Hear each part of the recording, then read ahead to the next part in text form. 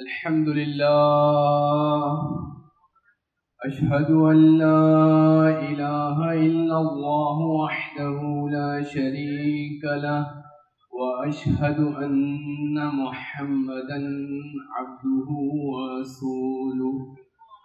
اللهم صل على نبي محمد صلى الله عليه وسلم.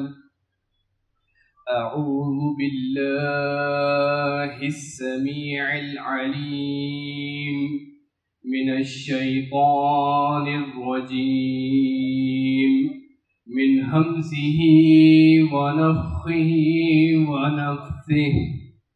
وقل جاء الحق وزهق الباطل إن باطل كان زهوقا. سورہ بنی اسرائیل، اللہ رب العالمین نے اپنے رسول کے ذریعے یہ اعلان حق کیا کہ اے رسول کہہ دیجئے کہ بے شک حق آ گیا اور باطل مٹ گیا، اور حق کے مقابلے میں باطل مٹ ہی جایا کرتا ہے۔ یہ اللہ رب العالمین کا اصول کہ حق کے آنے کے بعد باطل نے مٹ ہی جانا ہے۔ یہ حق کیا ہے؟ یہ حق اللہ رب العالمین نے ارشاد فرمایا سورہ زمر، اِنَّا أَنزَلْنَا إِلَيْكَ الْكِتَابَ بِالْحَقِّ فَاعْبُدِ اللَّهَ مُخْلِصًا لَهُ الدِّينَ۔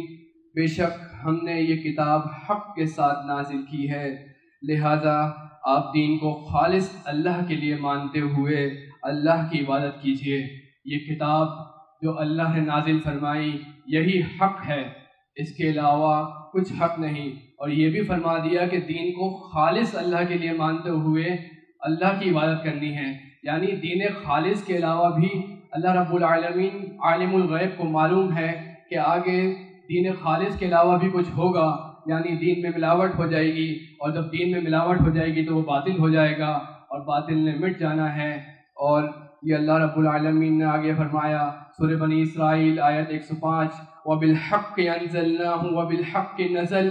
اے رسول صلی اللہ علیہ وسلم، ہم نے یہ قرآن حق کے ساتھ نازل کیا ہے اور یہ حق کے ساتھ ہی نازل ہوا ہے، یعنی اس کی ہر ایک آیت، ہر ایک بات جو ہے وہ حق ہے، وہی حق کی طرف دعوت دیتی ہے۔ اور یہ دعوت دیتے ہوئے فرماتی ہے اتبعوا ما انزل الیکم من ربکم ولا تتبعوا من دونه اولیاء قلیلا ما تذکرون۔ اے لوگو، جو شریعت تم پر تمہارے رب کی طرف سے نازل ہوئی ہے بس اسی کی پیروی کرو، اس کے علاوہ ولیوں کی پیروی نہ کرو۔ سورہ اعراف اس کے علاوہ قرآن مجید حق کی دعوت دیتے ہوئے فرماتا ہے ان لوگوں کو جو تفرق میں بٹے ہوئے ہیں، ان کو کہہ رہا ہے سورہ آل عمران، وَاعْتَصِمُوا بِحَبْلِ اللَّهِ جَمِيعًا وَلَا تَفَرَّقُوا، اور اللہ کی رسی کو تم سب مل کر مضبوطی سے تھام لو اور فرقے فرقے نہ بنو۔ اختلاف ہو سکتا ہے، کوئی بات سمجھ میں نہ آئے، لوگ اختلاف کر سکتے ہیں، لیکن تفرقے کی اجازت نہیں دی، یہی حق ہے۔ اور اگر اختلاف ہو جائے تو اس کو بھی ختم کرنے کا طریقہ قرآن مجید نے ہی سکھایا۔ فرمایا سورہ نساء، فَإِن تَنَازَعْتُمْ فِي شَيْءٍ فَرُدُّوهُ إِلَى اللَّهِ وَرَسُولِهِ، اور اگر تم میں تنازع ہو جائے تو لوٹاؤ اس کو اللہ اور اس کے رسول کی طرف۔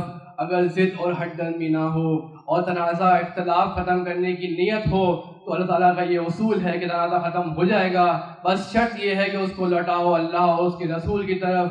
اور جو کہ لوگ ایمان والے ہیں، جو لوگ حق کے داعی ہیں، جو لوگ یہ کہتے ہیں کہ ہم حق پر ہیں، ان سے بھی یہ قرآن مجید فرما رہا ہے کہ دیکھو حق کا بھی ایک حق ہے، اور وہ حق کیا ہے؟ فرمایا سورہ بقرہ، یا ایھا الذین آمنوا ادخلوا فی السلم کافہ، اے ایمان والو اسلام میں پورے کے پورے داخل ہو جاؤ۔ یہ نہیں ہو سکتا کہ کچھ مانو اور کچھ چھوڑ دو۔ قرآن مجید میں اللہ تعالیٰ حق کی مثال بیان کرتے ہوئے فرما رہا ہے کہ حق کی مثال ایسی ہے کہ جیسے آسمان سے بارش برستی ہے اور زمین میں جذب ہو جاتی ہے، ہر گڑھا اس کو اپنی وسعت کے مطابق حاصل کرتا ہے۔ حق والوں سے حق کا یہ مطالبہ ہے کہ اس کا حق ادا کیجیے، اس کو اپنے اندر جذب کیجیے، وہ زرخیز زمین بن جائیے جس کے اندر حق جذب ہو جائے، اور اس کے بعد انشاءاللہ وہ دنیا اور آخرت میں وہ ثمرات پیش کرے گا کہ اللہ تعالیٰ ہم سے وہ قبول فرما لے۔ اقول قولی ھذا استغفر اللہ۔